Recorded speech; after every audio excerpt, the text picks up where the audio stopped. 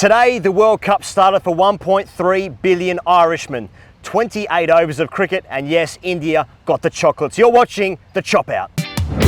Now delivering in 10 minutes. Thank you very much to our friends at Big Basket Now and my new close personal friend, of course, Virat Kohli. Pezza, it was a comeback game for Rishabh Pant in India colours. That was something.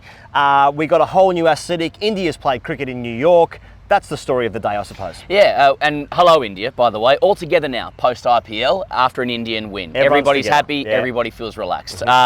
We were greeted today, and you're right, today was really about the contrasts of Team India in a World Cup fixture played in New York and whatever that was. So our experience walking in like a hot, sultry Eisenhower Park morning, which kind of like set the tone a little bit. The first big cricket game in New York since their 1844 clash The big one. with Canada. Yes. Wild, like high energy, visceral kind of feelings around the ground. Walking through Eisenhower Park, I just took down some notes. Like there's a wonderful golf course around Eisenhower Park. You can see why the locals are like, oh, I'd rather just keep this than have a Las Vegas IndyCar stand erected. Sorry, what's coming here? Yeah, exactly. Like blooms on the dogwood, signage, has that bucolic, old-timey, moneyed white yesteryear American aesthetic. Yes, and please. then the camera rises up to the din of like the passionate Indian fans. Yeah. And it is a din. Yes. Like I got to say, it gets the blood flowing for me. Oh, yeah. It's through my head, etc. And Well, beyond. yeah, a little bit, yeah. And beyond. Does but flow. like being in the surrounds of like sort of outskirts New York and then seeing like very, very, very happy, cheerful Indian fans is a very contrasting thing. I want to talk more about that later, but that was kind of the scene that was set for us. For those that don't know, Ireland made 96 in 16 overs or something. India chased that down with 46 balls to spare and 8 wickets in hand. Let's talk about the first thing and the most important thing. The deck's a shit tip. Multiple stoppages in play today. Batsmen getting hit left, right, centre. A lot of good work for the physios, getting their steps up for the day. The outfield is not unsafe, but it's slow, and you can see how much sand is sitting underneath it. I think Rohit dropped the catch at mid-off at one point, and as his knee dug into the turf, it was an explosion of sand. Shoulder as well. Yeah, I mean, fundamentally, Pezza, we're all here for India-Pakistan. That's why we're here. That's why cricket is here. It's here for one game. And cricket and... I'm not actually. I'm here to sell cricket into mainstream America. I mean, a lot of people have moved heaven and earth to get this stadium as we're standing outside in the car park outside the stadium right now. Inside, it's actually super impressive what they've done in a space of maybe 5 or 6 months, maybe a little bit less. People have moved heaven and earth to get it to what it is. So, kudos to them. But the India-Pakistan game, we hardly ever get it, of course only in World Cups, but it deserves better conditions than what it's going to be on Sunday. We saw what happened, and to be fair, so does South Africa and Sri Lanka. They deserve better conditions in a World Cup, an important game in their group.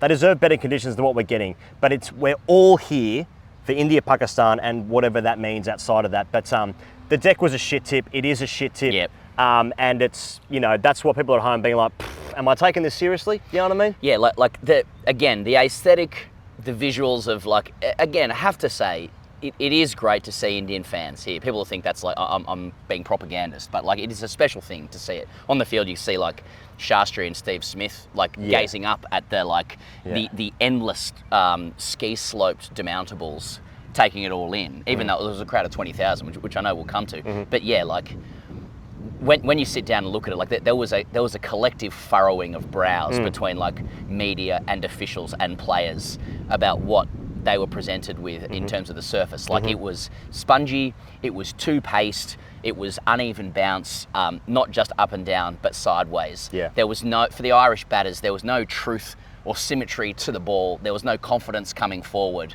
The only way Ireland were at half a chance in this game was if they bowled first, but Rohit, on fire already, wins that toss, selects correctly. I agree with you. The only thing I want to add to it, though, is that one of the underlying themes of cricket in America is is this a cock-off between India and America, right? A lot of people think, well, the Australian Damien Hoff has actually done this pitch. Yeah. Not according to a lot of the officials we spoke to today. Yeah. A lot more local involvement in the deck. So what I'm putting out there without any journalistic credibility at all is America noting this Indian soft play of using cricket as a vehicle to muscle in to the home of capitalism, and are the local curators going, you know what they hate? They hate when their blokes can't score runs. You know what I mean? Like we know what Indians want. They want famous guys making bulk runs. Oh, well, here's a shit tip for you. And you guys should know about a shit tip yourselves. Yeah. All right? How does it feel? Show on the other foot. Just no credibility to that whatsoever. I'm just saying there's a lot of politics at play here. You know what would mean? Could be Biden. Biden could have called this in. You know, cricket, a way to make cricket never be played in America again is India lose to Ireland today, and then Pakistan beat them, and then they're out in the group stages. Well, cricket played never here again. How do they fix the deck for India-Pakistan? Because I think this does go all the way to the top. Like, we are talking about a clash of soft power, the emerging India post-election, and with arguably the failing empire of the United States. Like, is Jay Shah, is Modi putting a call into Biden saying, fix up the fucking deck right now because we've got a big game that we need to win, or we'll have to pull out the double-sided coin at the toss? Something to think about. Hashtag Jay Shah Masterclass / supremacy. Exactly. Paul Sterling said this after the game. It was a tough one. The toss played a pretty crucial part. The pitch did a lot, and we weren't up to that challenge. India bowled well and put us under pressure. It was how to go about it. That was what happened. Yeah, what to put pressure back on the bowlers, but everything we tried went up in the air. Their lengths were outstanding. We've got a big game or two coming up in any time. Any time out in the middle is crucial. Hopefully it gives us a better run come Friday. That, of course, is against the big one, Canada. So that's what's happening. You know what? I want to get into the, big basket now I've got behind us. Let's get behind them. What now, get now. Thank you very much, of course, to Big Basket now getting behind us. I just want to talk about security. I want to talk about security, Pezza, because you mentioned right there at the top, I mean, America aren't used or won't ever just take shit from anyone else. Now, you mentioned before, it's the confluence of powers here, India and America, It's a good old-fashioned arm wrestle between USA law enforcement and Indian money. And that is something to behold as a white Australian. Here's what I'm looking at when we're walking into the ground. Closed roads, state troopers, tanks, rifles, snipers, sniffer dogs, FBI knocking about. There is military everywhere. Oh, sorry, law enforcement, not military. Helmets, bulletproof vests. Men of service. Thick men. And also thick men with thick necks and big old chunky jaws. Yes. Been sucking down steaks through a straw. Yes. Okay? Because we've got a broken jaw due to this goddamn economy. That's right. Now, earlier on, we're doing some vlogs, obviously in our time through America. We filmed dogs sniffing our bags, our backpacks, I should say. Backpacks. Nothing really happened, and then the cop said to us, that was controlling the dog, said, "Sorry, it wasn't really that interesting." And then the FBI guy that was like standing to the side said, "Yeah, it'd be better if we actually sat down next to one of your bags." And then I said, "Probably wouldn't have been that good for us." And he said, "That would have been a really bad day for you." And he said it in a way that just let you know that you're in the USA, But like he was joking, but he's like, "I am desperate to fuck someone up," That was interesting, like the whole security element of this, right? People are going to talk about the experience of getting to this game. I thought it was okay. We got a car in. It was fine. Everybody knew it would be an hour and a half. That's what it was. It is a compound, probably for good reason. Like, again, that contrast of like really happy Indian fans everywhere seeing their heroes, probably people who might not have been able to get a ticket to India, Pakistan, just so happy to see their heroes here, everybody feeling great. And then you have that contrast with the American security complex or the local law enforcement. Which I kind of like. I have to say, I have to say, well, Australia is always for sale for a rich, kind of country. But buy our farms. Please keep buying our wine, China, if you're watching. Anyway. Oh, they're watching. But I have to say, in defence of local law enforcement in America and all around, yes, it is the posture is unbelievable. It's an unbelievable posture. They are very polite. And they're very welcoming. When you ask them questions about stuff, they will answer with a mixture of friendly bewilderment about what's going on, but also they are very accommodating. And so, like I do think today, as curious a contrast as it was, and as strange a cricket experience as it was, because it was unfamiliar, there was a lot of goodwill. There was a lot of people who wanted to see this go well. People are happy. And I think, here, just on the pitch thing, one of the lessons of this might be that it is very difficult to transplant, to synthetically or artificially transplant a whole cricket complex for a World Cup level fixture in 5 to 6 months. Right. However much financial opportunity there might be some little lesson in that, which is you need more, this is both figuratively and literally, you need more grassroots foundations, in a place to do it properly. Yeah. But that isn't to speak ill of the goodwill that seems to have surrounded the game here today. Hardik Pandya said this after the game: "It's always fantastic to see the crowd supporting us. We Indians are everywhere. We rule the world. Good to have so much support. Many thanks to them." So there was Did he actually say we rule the world? We said we rule the world, yeah. Whilst wearing massive aviator sunglasses, which is actually a tribute to Tom Cruise in Top Gun. That's right. Not many people know that. 20,604 people attended. My understanding is that the stadium's 35,000 capacity. Yeah. That does bring a question into my head about how much are you actually wanting or committed to capturing the existing American audience when you're playing games at 10:30 a.m. on a Wednesday, selling tickets in packages so that very wealthy people can secure tickets to the one game that they actually want to go to, that being India-Pakistan on Sunday. But then you're leaving 15,000 odd seats free, so people don't get to see their second team, or another opportunity to see their team play, that being games like today, in a lower status game. So I don't know. It's kind of bewildering when there is so much demand for the tickets for the game on Sunday, as there always will be in any stadium. You could play the game at the MCG 10 times over, and people would still miss out.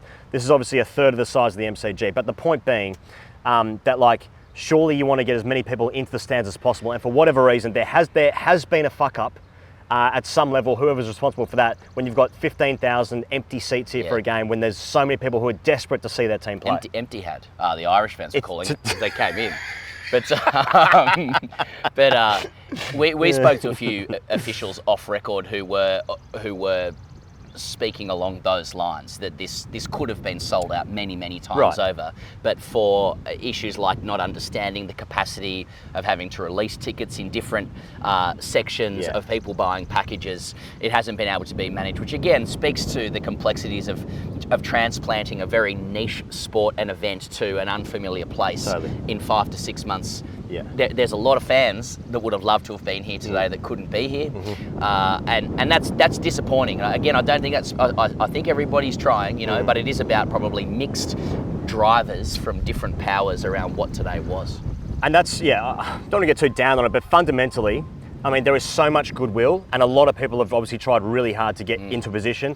Fundamentally, there's 15,000 empty seats and the deck's a shit tip. Yeah. And I've got to say, even more embarrassing, I think we were being told that it's the the highest attended international cricket match in New York. Yeah. Now, I did look at Warne versus Tendulkar at City Field a few years ago, 36K. Yeah. So that's, I mean, they were good players, to be fair. Now, not international status, I get it in the comments, but still, City Field, Mets. All Mets. Ireland will bowl out for 96. That's what happens in the game. Moving on to the next thing. Jasprit Bumrah was player of the match with his 2 for 6. He said this: when you come here and the ball is seaming around with some bounce and pace, I would never complain. You have to be proactive. You can't preempt things. You realise how the wicket is, and then you go back to what works for you. Once the seam goes down, the pitch settles down.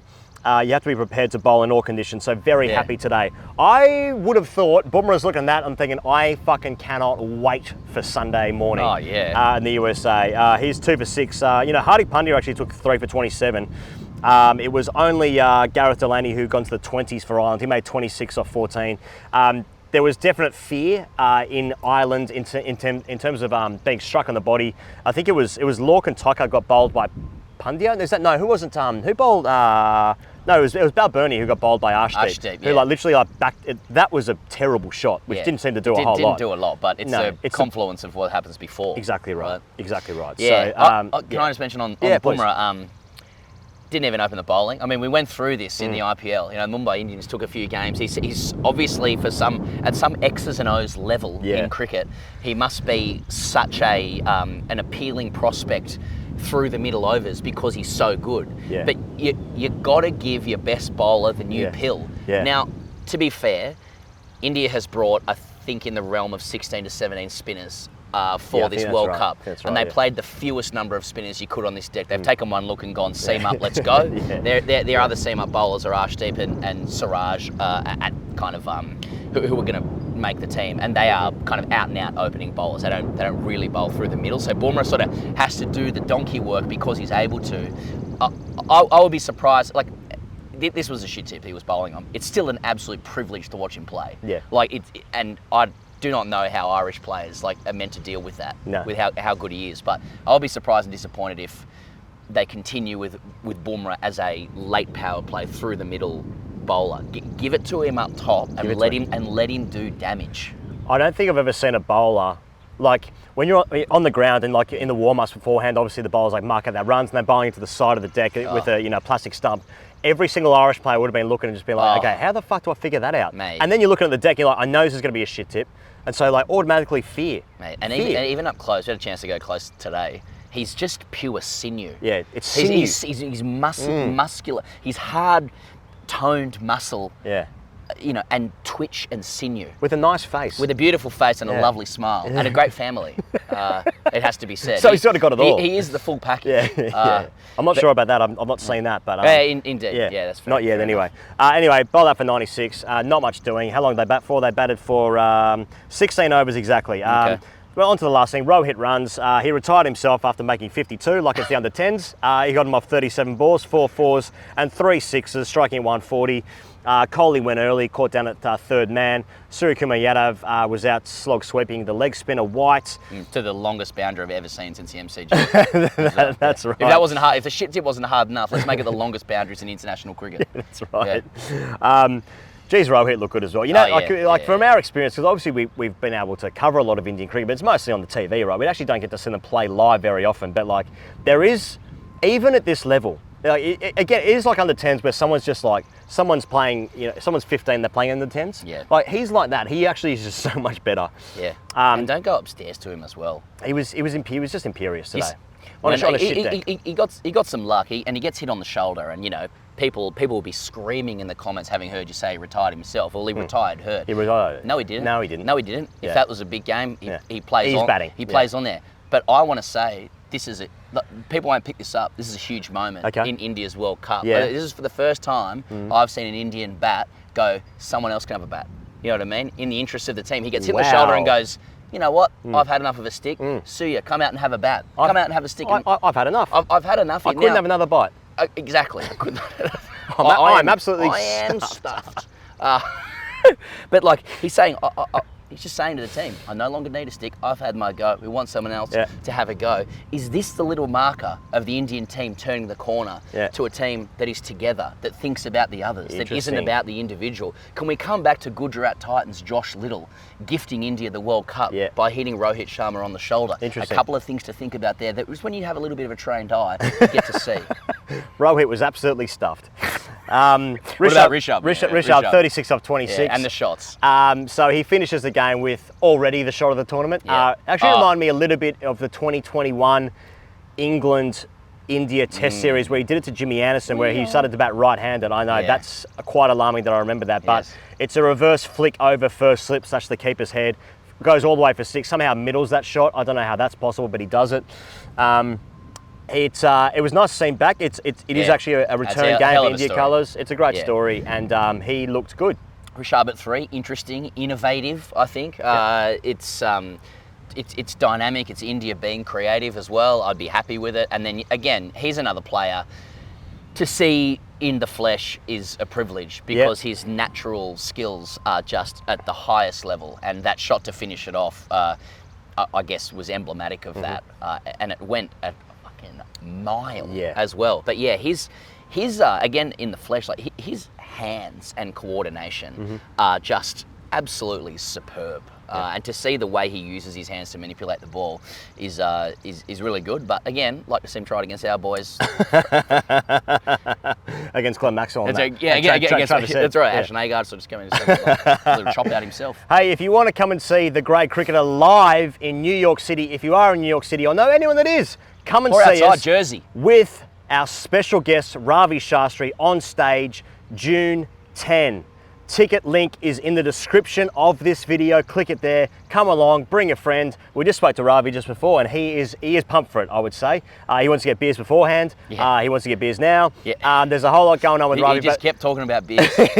Which is fine. So did we. Yeah. So did we. I think he thinks my name is Beers. I think that's how it actually sort of came up. But if you want to come He and see paid us- himself out. He goes, here goes. Yeah. It was good value. Yeah. It was good value. And that's going to be a hell of a night. It's comedy. It's TGC Live. It's Ravi Shastri on stage. Please do come along and join us. Ticket is in the description. Ticket link is in the description of this video. So please do join us. Hashtag AskTGC. Another call to action. Please get your hashtag AskTGCs in the comments. And so we can, give some value back to the, almost like a dividend. Yeah, indeed. Back to the investors of this fair production. Every fan watching this going, I'm so glad that they hear our voice, as Yeah. in one person who actually writes internet comments, Yeah. representing us all. Well, here we go. This is from the Backstreet Boys Vivo. Hashtag AskTGC. What do you boys think about Zach Crawley saying that he'd rather face Pat Cummins in the Ashes than Ethan Bamber nibbling it around playing for Middlesex in the county championship? Please leave my hard drives alone. Now, I wanted to include this, Pezza, because a bit of a prelude to the match tonight. Okay. To the match tonight, which is actually the biggest one of the whole tournament. It is Australia and Oman. Yes. Now, Aqib Ilyas, Oman captain, you might have seen his comments here. They are on screen now. With the Australian team, they used to have a few players with good techniques in the past, like Steve Smith and Marnus Labuschagne. But I don't think they have many now. They look to hit big. They only try to go for sixes. Well, colour me interested in this now historic rivalry between Australia and Oman. Pezza, thoughts on those comments? I love those comments, deluxe. And I think the Aussie boys will like it too. I think so. You know, Yeah. I just like they give him a shot. They give the captain a shot to to say what he thinks, and he decides that he's not going to kowtow and go, well, they're just a wonderful team and we look up to them. Yeah. He's just like, technique, no good. Yeah. They just try to hit bombs, and the boys will just look at that and go, yeah, she's probably right, to be fair. Yeah, I tell you what, I'd say the biggest mystery there is Steve Smith's got a good technique.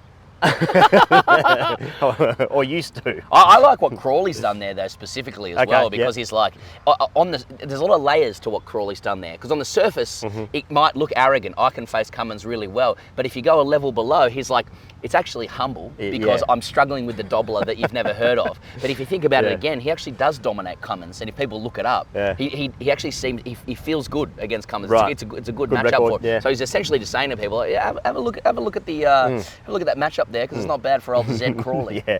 Now, many hundreds of thousands of people watch this video, millions of people watch this game today, but the real cricket is the county championship, as always. England reminding us about why they're not in charge anymore. Hey, click subscribe to The Great Cricketer if you're new here. Thanks as always for joining us. Hey, buy the tickets to see us live in New York with Ravi Shastri, and we'll be back tonight to review Australia and Oman outside the New York cricket ground that exists here for a short period of time. We'll see you guys on the internet tonight. Cheers.